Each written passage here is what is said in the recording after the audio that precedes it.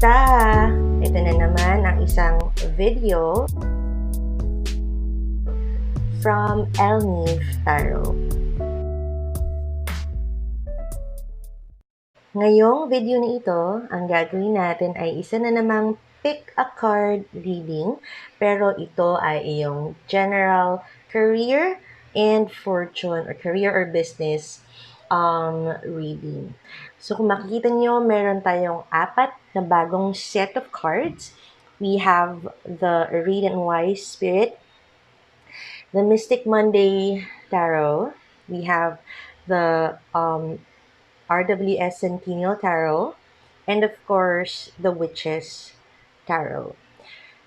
So take a moment, if you want to pause the video, go ahead, channel your energy, and pick a card that is most resonating with you. This is all for fun, and whatever it is that resonates with you, just take it. If it doesn't resonate with you, don't take it or just leave it. But reminder ko lang sa lahat na just, enjoy life, live your life, and love yourself.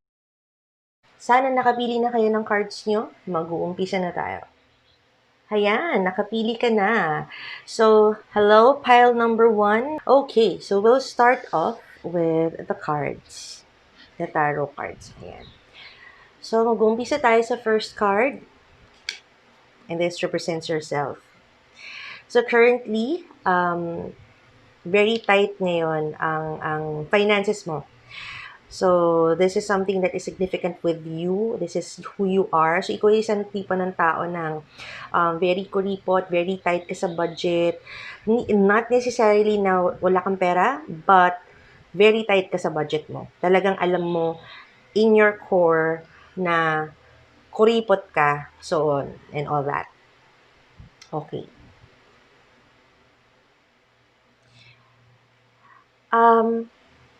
Pagkakaroon ka ng isang offer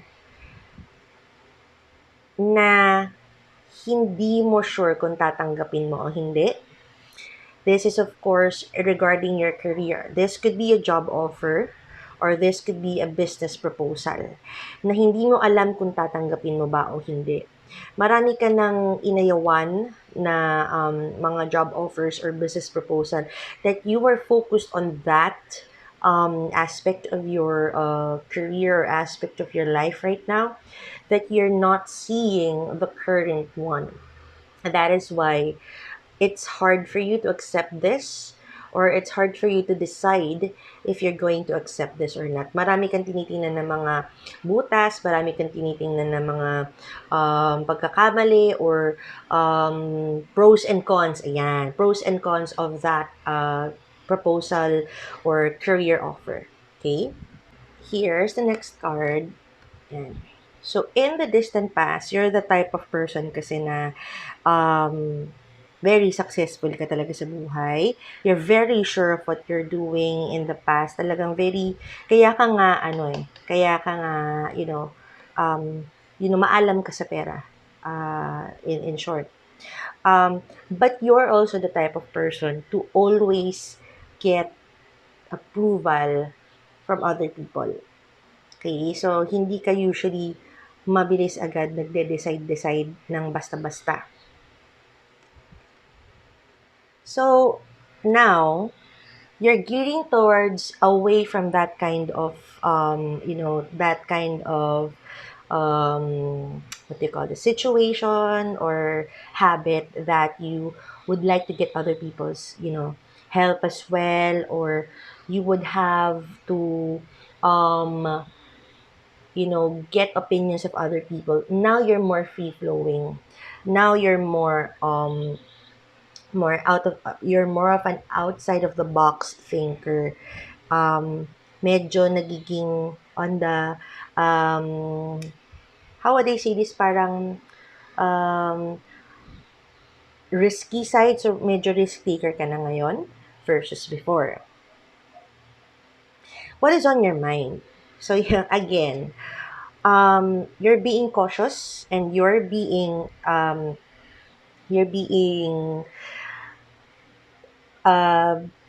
how would I say this? Parang binabalanse mo talaga. Yun nga, as I mentioned earlier, you're being cautious, gusto mo talaga sigurado ka, you would like everything to be black and white, you would like to also be just and be concise and be fair sa lahat ng mga magiging decisions mo.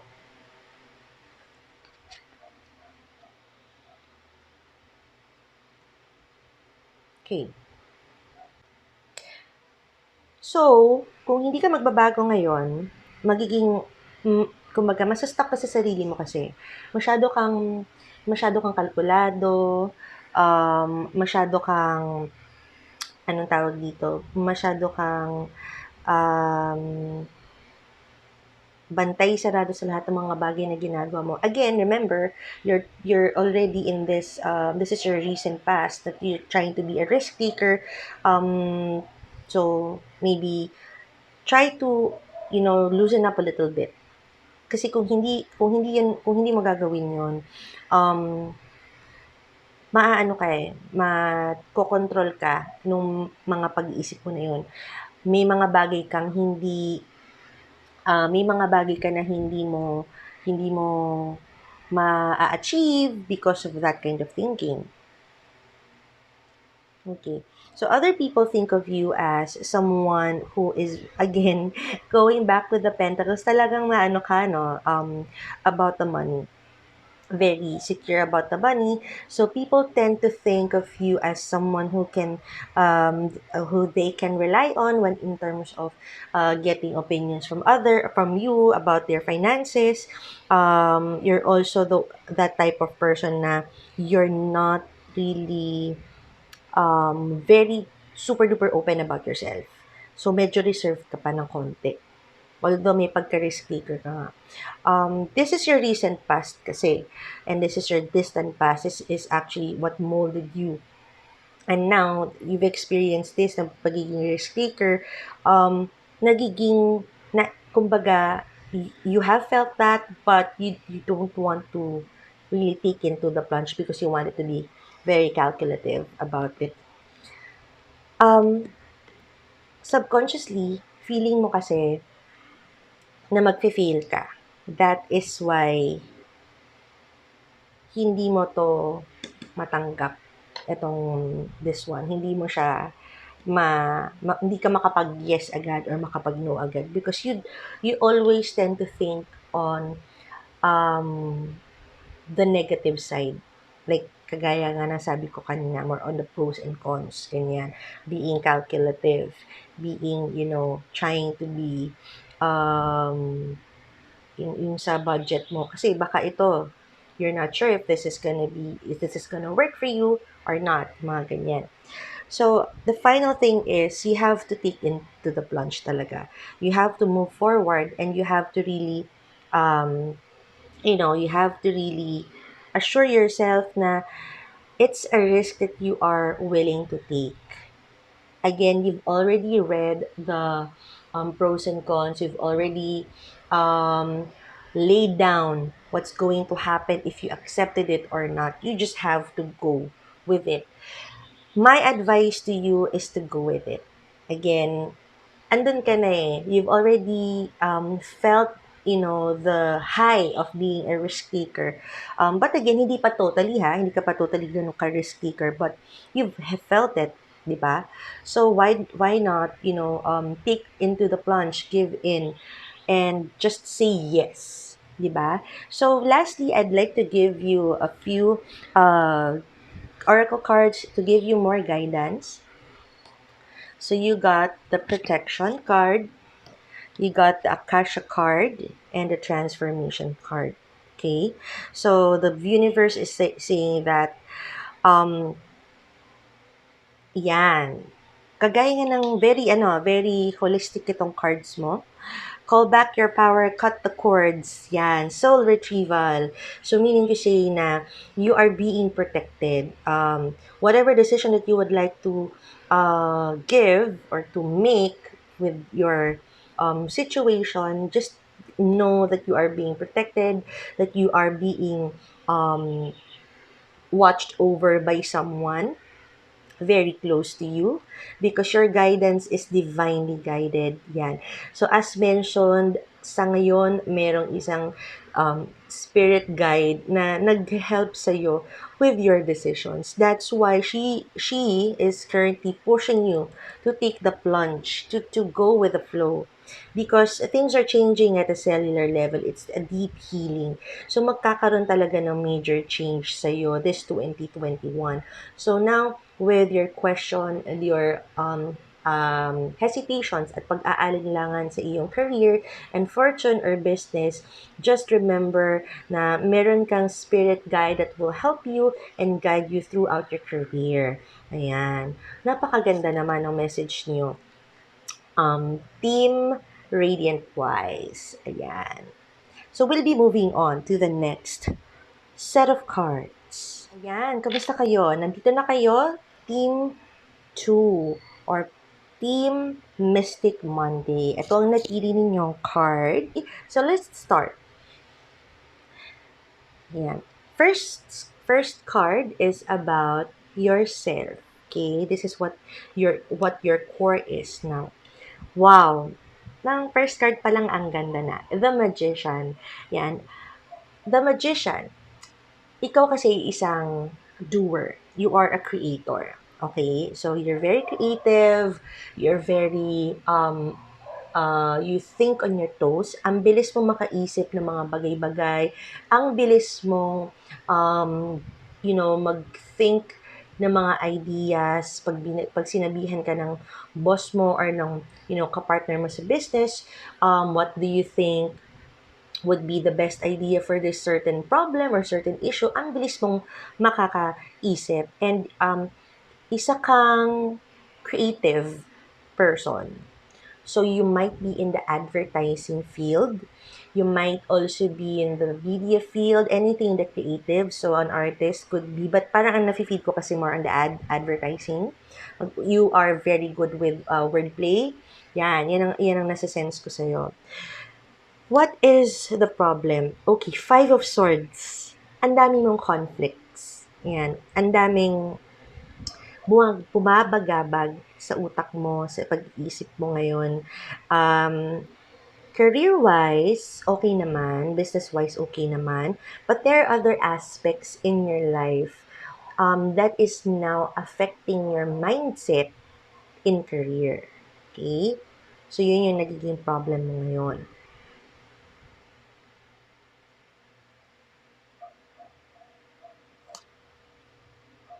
Okay. Napakaganda ng cards na to ha. So, you, in your distant past, you're a very sunny person talaga. Very partner talaga tong Magician and the Sun. You make things work. Even for other people, very exuberant, very um, happy-go-lucky, masayahin ka, but you're very sure, like the sun, very strong, solid ka. You're the center of the universe. Ika nga. So, kumbaga sa group of friends mo, sa peer groups mo, you're always the rock. You're always the solid foundation ng group. And then recently, Nine of Pentacles. Recently, you have made very good decisions about your career. Pakaganda naman ng cards na to. And it's, you're, as a peacock kasi, no? See the Nine of Pentacles, yung peacock kasi, hindi sila magdi-display if it's not the highest degree. Diba? So, kumbaga, you are celebrating your win, itong recent win mo about this. At talagang, what do you call this? Up talaga ng feels. But what's wrong is that you feel na kulang. It's not because of the career. As mentioned nga kanina, it's not because of the career, because booming ang career mo talaga ngayon. It's because of other aspects, diba? What are you thinking right now? You're thinking of venturing out of your current career, venturing out of your employment. So you would like to make this grow even further by doing it on your own. But you don't know how, right? Okay. Five of Wands. So if you venture into this, new business, definitely there will be struggles, inner struggles about yourself. You see, Five of Swords and Five of Wands. The fives usually are a bit of a struggle, bit of a internal um, conflicts yan. So, internal conflicts. Again, there might be things na medyo, although okay ka sa career, nakapag-ipon ka, ready ka na mag-do ng business mo, to venture into another thing, there are certain aspects in your life right now that will hinder the continuous and yung pag-up talaga ng business. So, be careful lang of, pouring or putting all out. You are somehow a bit of an impulsive thinker, so let's not try to be impulsive about everything, but try to be more calculative, try to be more black and white on it. Okay, kasi nga usually naman talaga mga creatives, they are like, okay, go with the flow tayo, push natin yan.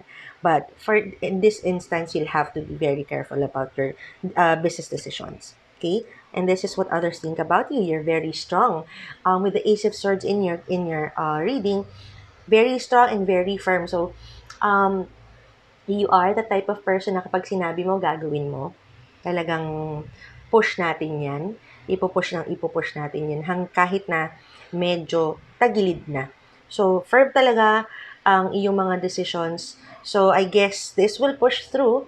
But then again, remember, you'll have to be careful about the inner struggles and the other conflicts outside of your career. So, this could be family. This could be, friends, relationships, health. Yan. So, just be careful about it.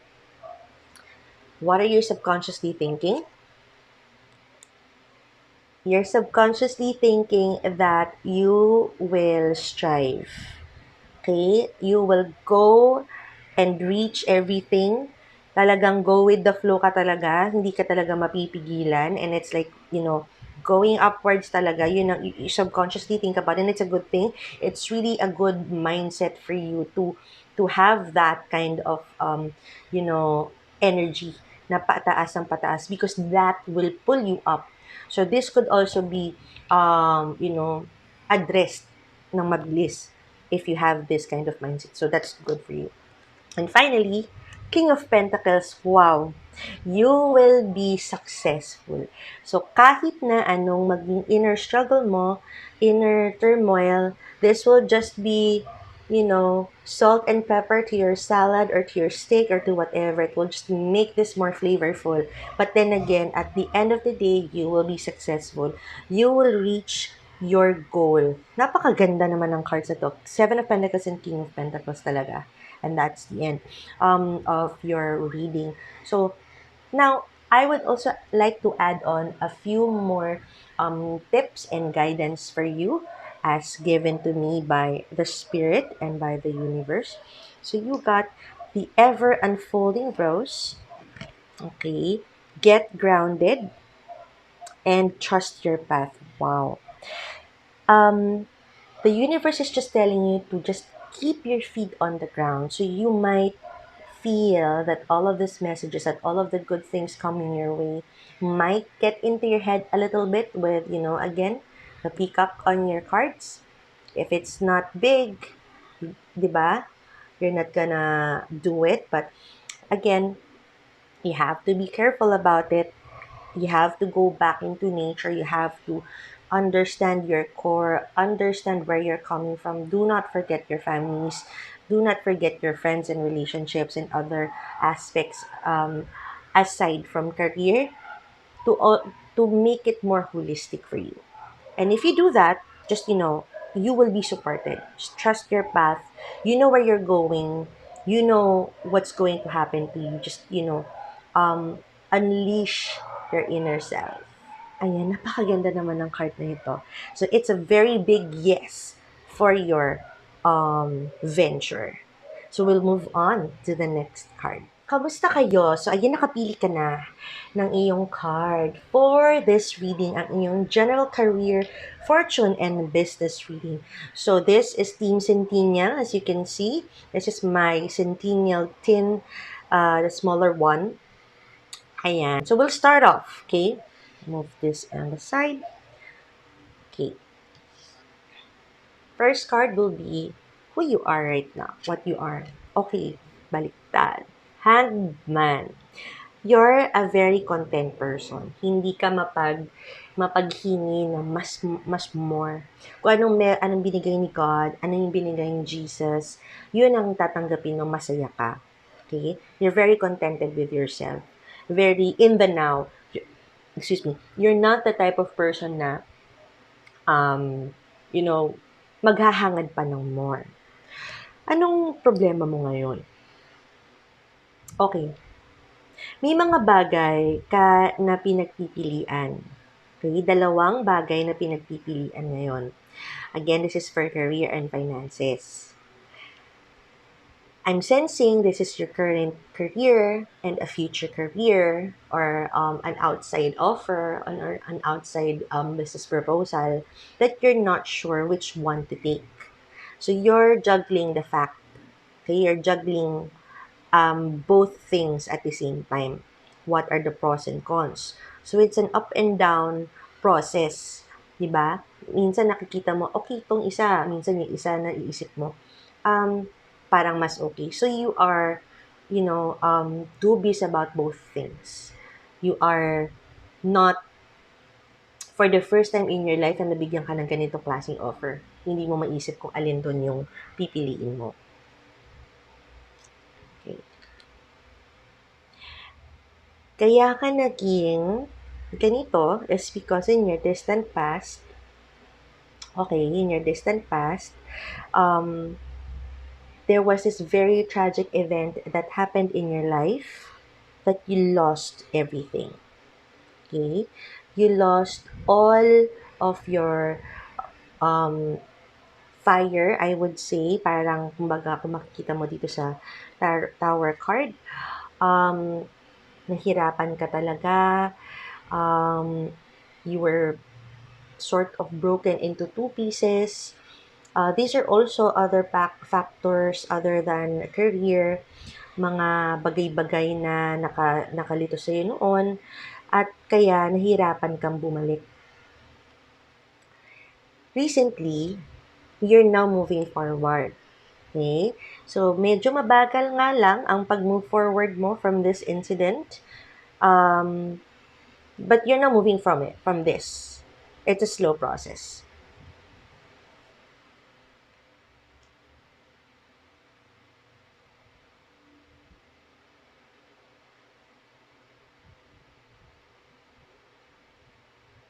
What is on your mind? Um,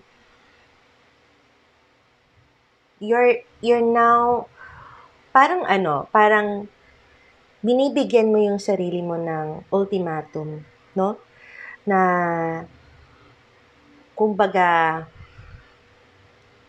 kailangan may ma-achieve ka. Kailangan meron kang um, magawa sa buhay mo. But how?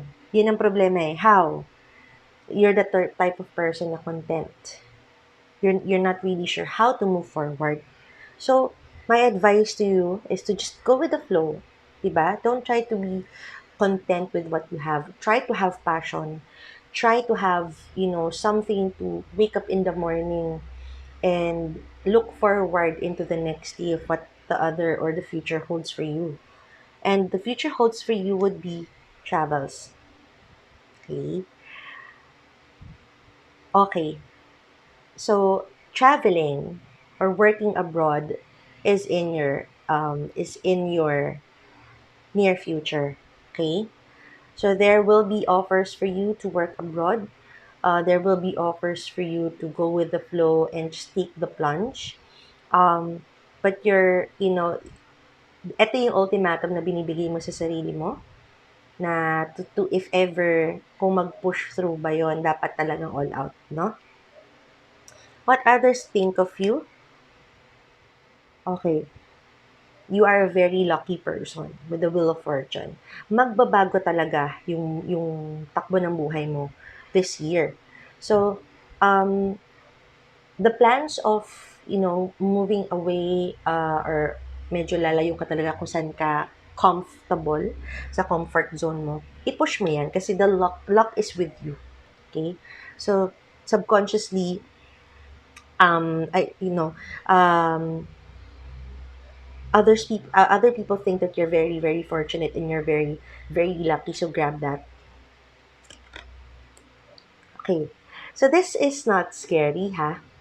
This is not scary. Um, Death is change, a major change. In your card, there are two scary looking card, the Tower and Death.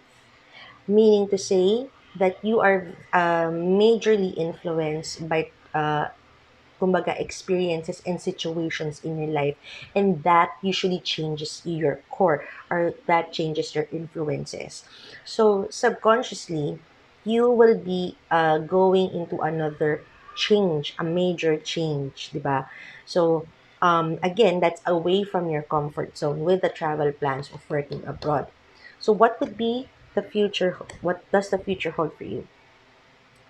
um the future holds that you will be not so, hindi naman yung sobrang yaman, ano, or sobrang bagsak yung, tawag dito, bagsak yung pera sa'yo. Slowly but surely, pero, again, this will be a game changer in your life. A message that will be given to you at the end of this year. There's a good message that will come at the end of the year, that will really change your life, no? So to add on to your what do you call to add on to the message that was given to you by the universe, I would like to give you a gift as well. This is our guidance card from our Work Your Light oracle cards. Ayan. So you've got Star Mother, the Great Gathering, and Inner Temple. Healing, di ba? Heal yourself, mother yourself. How can you mother yourself? How can you um, heal all of the tragic events that happened in your life? Paano ka makakalabas doon? Sino pa ba kung hindi ang iyong magulang? Sino pa ba kundi ang iyong nanay? So go to your mom. Just try to move into her um, room, or just, tabihan mo siya sa isang gabi at yakapin mo lang siya. Ibigay mo sa mama mo yung, kumbaga, pagod at yung dinadala mo. Humingi ka ng tulong. Huwag kang matatakot na isipan kanya ng mahina ka or what. She is still your mom. And, at isa pa yon ay, you could always pray to God and to Mama Mary to help you with that. Because it's coming together, eh. 'Di ba? You are being watched over by group of individuals that you don't know that they're watching over you. Tinitingnan ka talaga nila, pinapag-pray ka nila, pinapagdasal nila ang iyong pag-move, ang iyong pag-heal.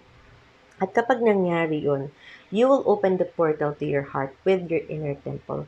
Devotion, tune into the portal of your heart. So, if you do that, just open up yourself to God, open up yourself to your family, your friends, and tutulungan ka talaga nila na makamove on. Ayan. So, napakaganda naman ng cards na ito. It really, help you on how to move forward, on how to heal yourself. Ika nga nila. Yeah. So, let's move on to our next group. Ayan, kamusta kayo? At nakapili ka na ng iyong pile. At ang napili mo ay ang witches. So, here you are, Team Witches. So, unahin na natin ang ating card reading. Okay, Knight of Wands. Yan. You are a go-getter kind of person. But, you do not make a move without any calculations. Go-getter, but very calculative.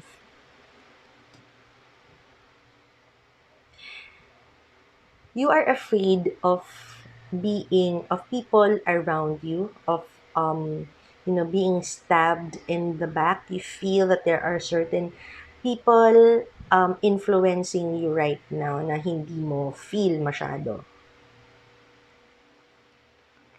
And what do you um, do about it? Okay, in the distant past, um,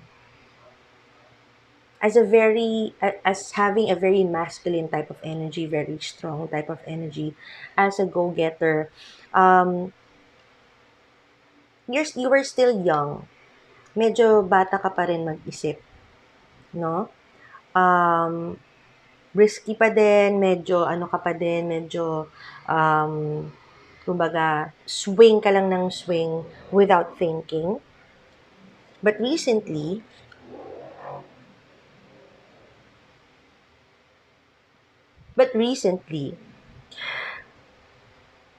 merong isang divine intervention that you met someone in your life that changed your perspective. Ngayon. So it changed you to be a bit more free, to be a bit more flowing rather than a calculative type of person. Hence now, you are a go-getter, but with your previous past, with your distant past, hindi mo pa rin maaalis sa iyo ang pagiging calculative. What are you thinking right now? Okay. It's hard for you to juggle two things at once. Yan. Career and relationship. Medyo nahihirapan ka. Now, um, paano mo kaya maibabalance yun? So, again, go back to that person, the person who sort of changed you in a way. Try to talk things about her, about her, about how to help you manage things or juggle things. Okay? Okay. In the near future, you will be more outspoken, more more firm of your decisions, going from being a knight to a king. So mas ano ka na, mas desidido ka na, mas um, go-getter, pero kalmado na, hindi na, kumbaga nagkaroon ka ng shift from being young, a page of swords, knight of wands to the king of cups. So talagang nagkaroon ng pagbabago, major change. Because if of what I said na, you talk to your partner about everything. So you will be more sure of yourself, more more secure of your finances, more um mas magiging palaban ka, mas magiging solid ang iyong mindset sa mga finances and career mo. Because looking at the finances right now, no, very solid very talagang go-getter. Ganun yung effect ng partner mo sa'yo, given that she is more of a free-flowing spirit. Wow. People think that you are the sun. Again, solid. So you are the center of the universe.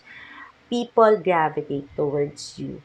People get opinions from you, get help from you. So don't be afraid of becoming more secure, more calm.